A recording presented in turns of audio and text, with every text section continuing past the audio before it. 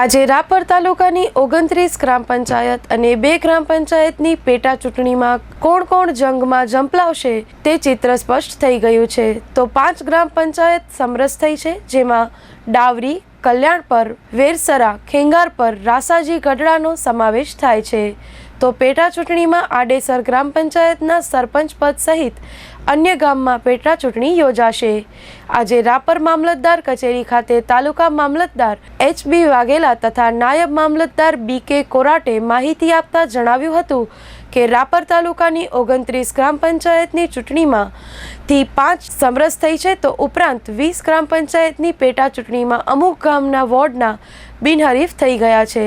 આજે બપોરે 3 વાગ્યા સુધીમાં તમામ ગ્રામ પંચાયતનું ચિત્ર સ્પષ્ટ થઈ ગયું છે। હવે સીધો ચૂંટણી જંગ જામશે।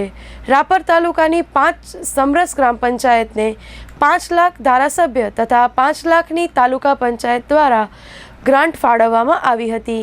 આજથી જે ગામમાં ચૂંટણી યોજાઈ રહી છે તે ગામમાં ચૂંટણી માહોલ જોવા મળ્યો હતો। સમરસ ગ્રામ પંચાયતના ઉમેદવારોનું સન્માન કરવામાં આવ્યું હતું। સમગ્ર ચૂંટણી પ્રક્રિયા ભચાઉ પ્રાંત અધિકારી જ્યોતિબેન ગોહિલ, રાપર તાલુકા મામલતદાર HB વાઘેલા, નાયબ મામલતદાર BK કોરાટના વડપણ હેઠળ યોજવામાં આવશે।